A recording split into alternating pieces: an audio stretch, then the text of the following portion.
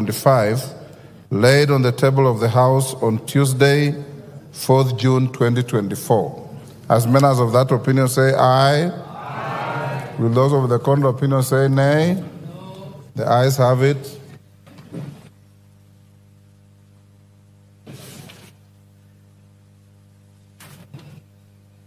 Honorable members,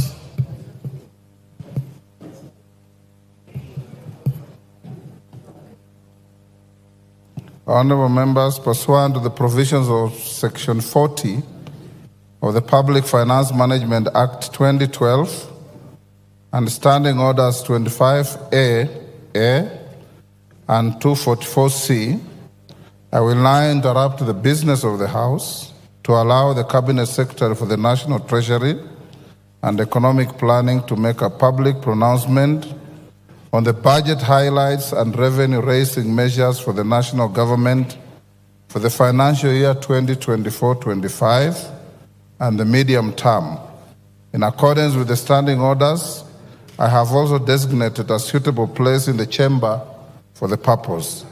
Honorable members, as I invite the Cabinet Secretary, I hasten to remind the House of the nature of today's event. First, the House will not make any decision on the pronouncement by the Cabinet Secretary. This is largely a ceremonial event. Members may wish to note that the House is still in the supply period, which commences with the consideration of the budget estimates and concludes with the enactment of an appropriation act. At present, the House has only considered and approved the budget estimates for the financial year 2024-25. As you are aware, the Appropriation Bill 2024 and the Finance Bill 2024, that is, the ways and means proposed to support the appropriations made by the House, will be considered at a later stage. Secondly, Order Kagombe.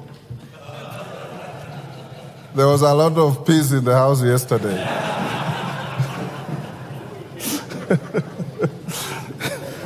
But you are welcome back to the House. Secondly, honorable members, I wish to allay the fears of a number of members who have approached me and raised concerns relating to the Finance Bill 2024. The House is not considering or voting on anything related to the Finance Bill today. Indeed, the bill is still undergoing public participation before the Departmental Committee on Finance and National Planning, and the committee is yet to table its report. Any concerns relating to the bill shall be adequately addressed by the House once the committee tables its report, hopefully in the next week. Thirdly, as stated earlier, the Cabinet Secretary is discharging a largely ceremonial function. Section 40 of the Public Finance Management 2012 requires the Cabinet Secretary to make a public pronouncement on the budget policy highlights and revenue-raising measures for the national government, taking into account international obligations entered into under the East African Community Treaty. As members are aware, partner states of the East African Community have a standing agreement to present and table budget statements to their respective parliaments every second Thursday of June, which is today. I hope the foregoing adequately clarifies the nature of today's event. And before I call the Cabinet Secretary, I wish to welcome our invited guests who comprise Cabinet Secretaries, Principal Secretaries, members of the Diplomatic Corps, and all other invited guests seated in the Speaker's row, diplomatic boxes, and the galleries. The Cabinet Secretary for the National Treasury, Professor Ndung'u, PhD, EGH, you may now proceed to the podium.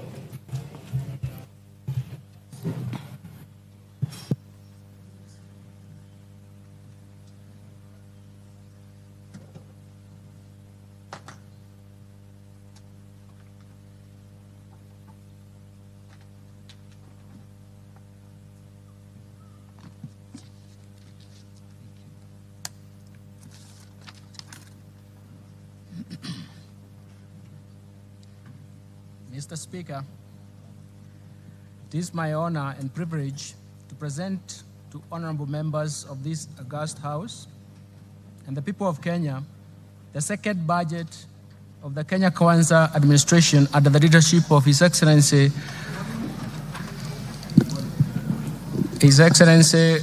Dr. William Samoei Ruto, the President of the Republic of Kenya and the Commander-in-Chief of the Defense Forces. This budget reaffirms the priority policies and strategies for achieving the bottom-up economic transformation agenda that is progressively improving the livelihoods of Kenyans. This statement is presented in the fulfillment of the requirements of Standing Order number 241 of the National Assembly and Section 40 of the Public Finance Management Act 2012 that requires that the Cabinet Secretary for the National Treasury to make a public pronouncement of the budget policy highlights and revenue-raising measures for the national government. Mr. Speaker, since 2020, our economy has been unwinding from the effects of negative and even persistent global and domestic shocks that have pushed the economy to its lowest activity level. These shocks include the COVID-19 pandemic, second, the global supply chain disruptions, third, the effects of climate change from prolonged drought in 2021 and 2022, and even the floods of 2023-2024. And measures to mitigate these negative shocks embarked on structural reforms under the bottom-up economic transformation have been successful in ameliorating these effects.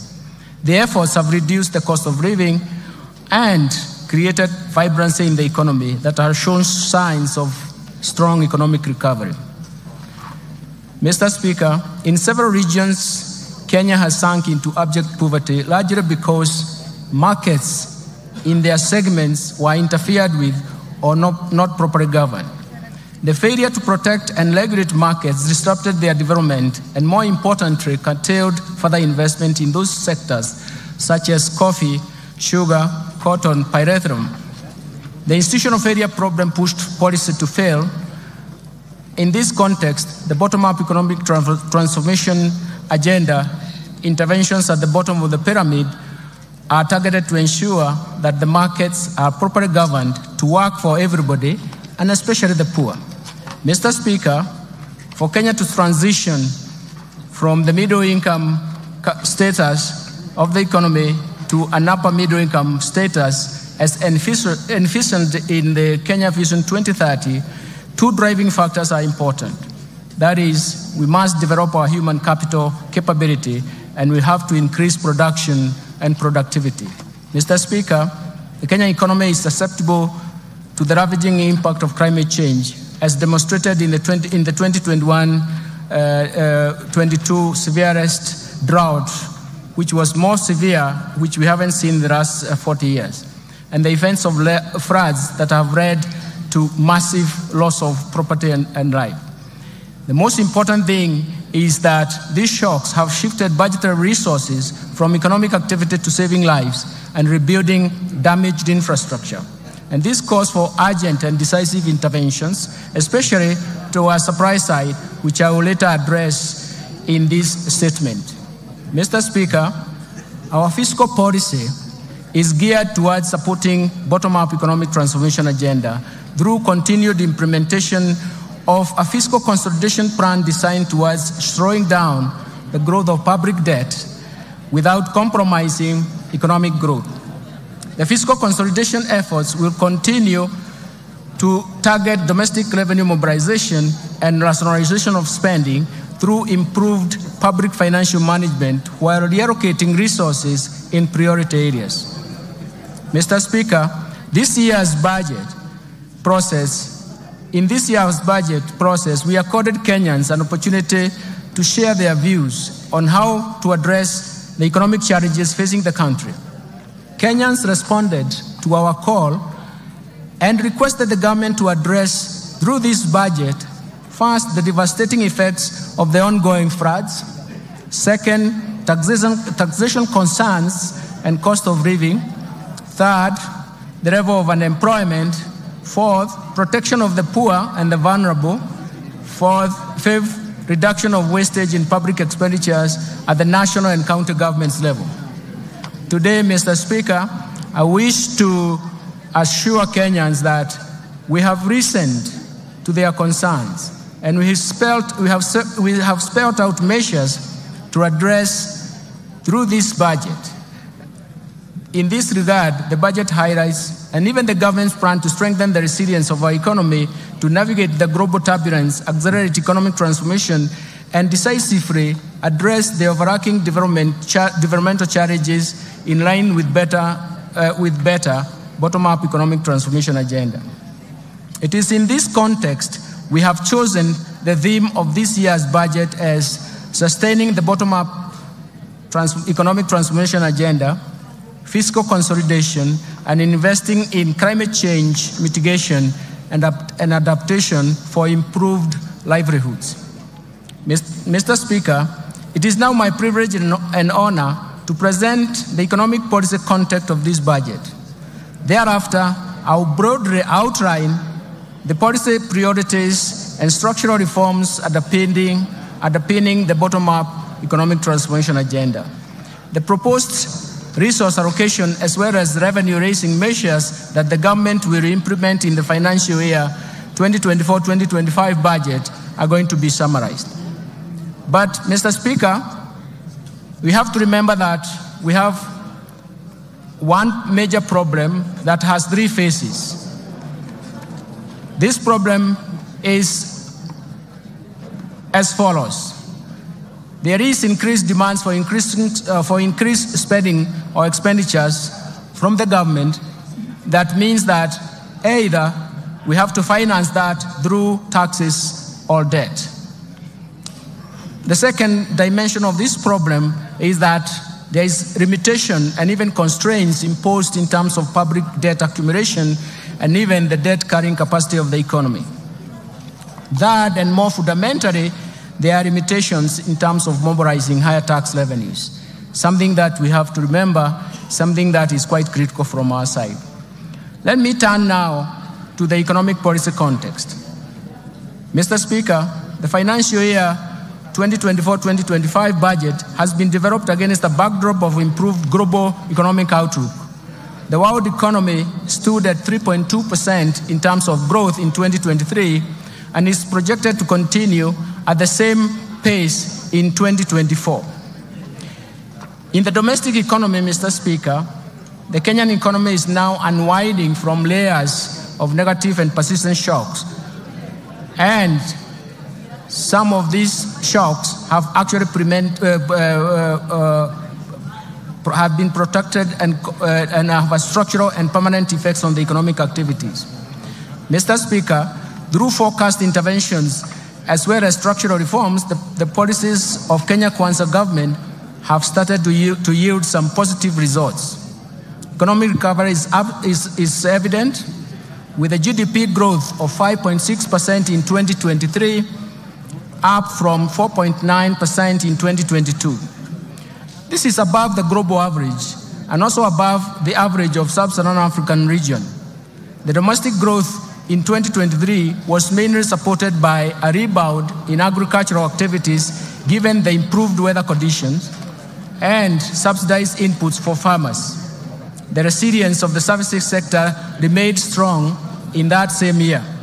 So the overall inflation also declined to its target level at 5%, and in April 2024, from a peak of 9.6% in October 2022. The decline was driven mostly by easing of food and energy prices, a strong pass-through effects from exchange rate appreciation, and the impact of monetary policy actions. And the tight monetary policy has been complemented by fiscal policy measures to enhance food production through subsidy program on fertilizer and seeds. Mr. Speaker, in February this year, the government took advantage of the improved international financial market conditions to refinance the buyback of US $1.5 billion of the Eurobond 2024. The government, through this process successfully removed the uncertainty of the settlement of the Eurobond. The government also successfully issued an 8.5-year infrastructure bond that attracted significant foreign investors, making it the most successful domestic bond issuance in the country's history. Mr. Speaker, these two operations in February significantly improved the market perception, together with a tight monetary policy stance and significant reforms in the interbank foreign exchange market. It has brought stability in the foreign exchange market. As of 31st May 2024, the exchange rate was Kenya shillings 130.20 to the US dollar, from a high of 163 earlier on in January. And this represents a significant appreciation of 18.7%. The appreciation and stability of the exchange rate created confidence and triggered inflows of foreign exchange foreign direct investment, and attracted investors to the Nairobi Securities Exchange. In order to enhance monetary policy transmission, the Central Bank of Kenya has adopted a new monetary policy implementation framework, and this is based on inflation targeting and introduces an interest rate corridor around the central bank rate. The interbank rate is expected to be within this corridor. In addition, the Central Bank of Kenya launched the DAO CSD, a central securities depository infrastructure that delivers world-class level of registry, custodial, and even settlement services for both primary and secondary market operations.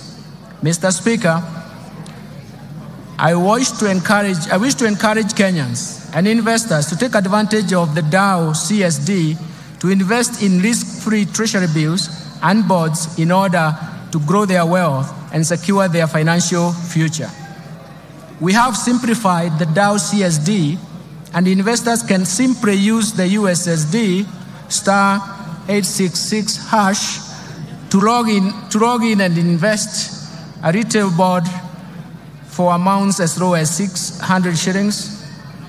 This also will be launched to make investments of government securities all inclusive and include the bottom of the pyramid. Mr. Speaker, the strong economic fundamentals, together with the renewed investor confidence, is a signal for accelerated, broad economic growth and creation of jobs for our youth. In 2023, the total new jobs generated in the economy increased from 848,200 jobs compared to 816,600 new jobs generated in 2022. And this is attributable to policies implemented, especially when you focus on affordable housing and the agricultural sector interventions. Looking ahead, Mr. Speaker, and considering the ongoing reforms and even additional measures the government is introducing through the budget statement, we project our economy to grow at 5.5% in 2024 and 2025. This strong growth will be supported by ongoing interventions at the bottom-up economic transformation agenda. In this regard, the government will accelerate investment in human capital development and capital accumulation, in market development, protection and regulation, in domestic resource mobilization, in reforming and restructuring government institutions, and finally, and more important, digitization to usher an era of efficiency in economic management to support economic recovery.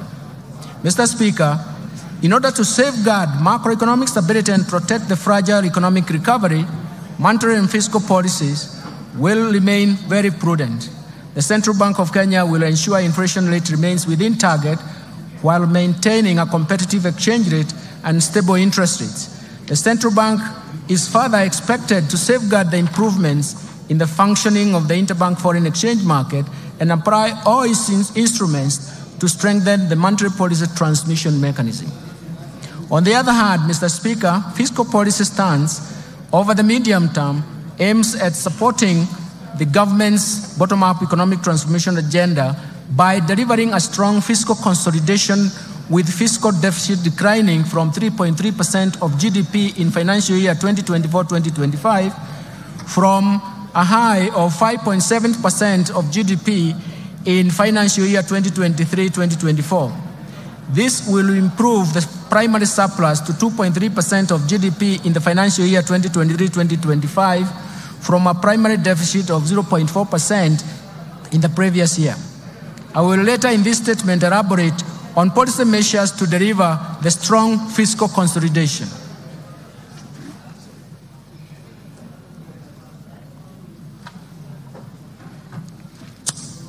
Mr. Speaker, this economic outlook is not without risks.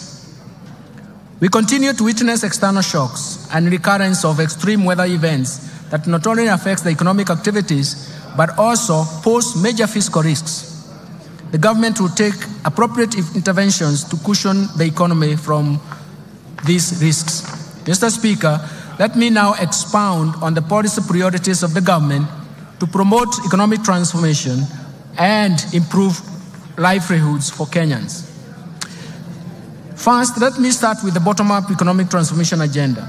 To strengthen economic recovery, the government will accelerate the implementation of policies, programs, projects, and interventions in bottom-up economic transformation agenda. First, enhance agricultural transformation. Second, support micro, small, and medium enterprises. Third, provide affordable housing and settlement. Fourth, achieve universal health care. Fifth, support growth of the digital superhighway and creative economy that will support job creation. Towards actualizing these objectives, actualizing development objectives to the public, the government in March 2024 launched the fourth medium-term plan for the period of 2023-2027.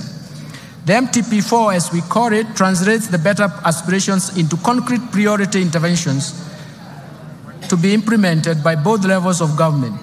These are premised on the value chain approach with sectors which will target sectors with the highest impact to drive the economy and sustain economic recovery. The key priority interventions focus on the following value chain. First, leather and leather products, textile and apparel, dairy, the tea industry, rice sector, edible oils, the brew economy, and natural resources, including mineral and forest, and finally the construction and building materials.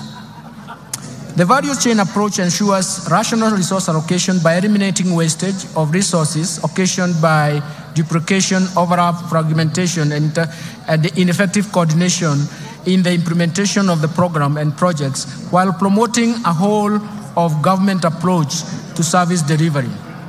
To create employment, special focus has been given to investment in special economic zones and county aggregation and industrial parks, diversification of export markets, and market access of goods and services from micro, small, and medium enterprises. Mr. Speaker, the government will also undertake the following targeted strategic interventions to support economic transformation.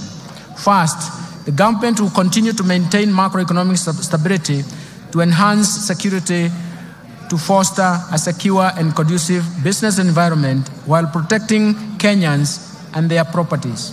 Second, the government will scale up development of critical infrastructure in the country, such as roads, railway, air, seaports, energy, water, and reduce the cost of doing business and ease movement of people and goods, as well as promote competitiveness. Third, the government will enhance investment in key sectors for broad-based sustainable growth by promoting agricultural transformation, growth in manufacturing, environmental conservation, and climate change mitigation, stimulating growth in tourism and sustainable land use. And all this in management will actually refocus ourselves in terms of how we can get moving in these subsectors. Fourth, the government will enhance human capital development through investment in health, education, and appropriate social safety nets for vulnerable groups, vulnerable population, for improved social and economic outcomes. Fifth, the government will support the youth, women, and even persons living with disabilities through government-funded empowerment programs that leverage on partnership with private sector organizations. Sixth, the government will support county governments through transfer of shareable revenues to strengthen their systems and capacity in service delivery. Mr. Speaker, it's important to notice that it is for the first time since the advent of devolution that the county governments are getting shareable revenue, which is surpassing 400 billion shillings. Lastly, implement various policy and legal institutional reforms that will enhance the efficiency of public service delivery. Let me turn now to investing in climate change mitigation and adaptation to enhance resilience. Mr. Speaker, the effects of climate change have become detrimental to economies across the globe, with extreme weather conditions, events affecting lives and livelihoods of millions of people. The rising cost of adaptation are diverting funds from essential services like healthcare and education and potentially destabilizing the economies. Mr. Speaker, Kenya has not been spared by these negative effects of climate change. The recent unprecedented floods that our country faced following the prolonged drought in 2021-2022 claimed lives, caused injuries to many people, and wreaked havoc on property, infrastructure, and livelihoods. The government responded promptly and undertook short-term measures to mitigate the devastating impacts of the drought and floods. Going forward, we shall formulate and implement long-term climate change adaptation and mitigation strategies to generate strong resilience pathways. Mr. Speaker, our climate action agenda is informed by the need to restore our degraded ecosystem that include forests, rivers, and wetlands. It is for this reason that His Excellency the President has rallied Kenyans to prioritize environmental conservation, implement aggressive reforestation, afforestation, and wetland restoration programs, and reverse the biodiversity loss and even land degradation. In response to the President's call, the government has stepped up climate adaptation mitigation efforts, including green energy, smart agriculture, decarbonizing manufacturing, e-mobility, and green building, all aimed at the attainment of zero carbon by 2050. I therefore urge all Kenyans to support the government's response to the ecosystem restoration that aims to grow 15 billion trees nationwide by the year 2030. Let me turn to policy, legal, and institutional reforms. Mr. Speaker, while we have made progress as a nation, we remain alive to structural constraints that impede the pace of economic development. Aware that sustainable economic transformation is predicated on timely implementation of appropriate policy, legal and institutional reforms, I propose the following interventions that will improve the business environment, increase efficiency in public service delivery, and strengthen the accountability and transparency of public finance management. First, let me focus on public procurement reforms.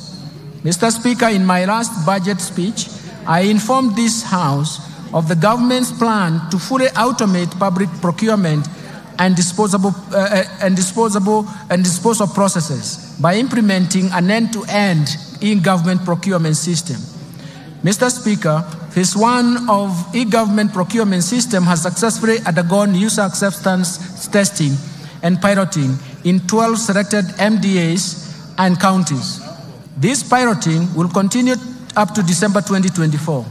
The system comprises, among others, an e-marketplace, electronic marketplace, for the common user items where prices for various outlets are feasible, allowing intense competition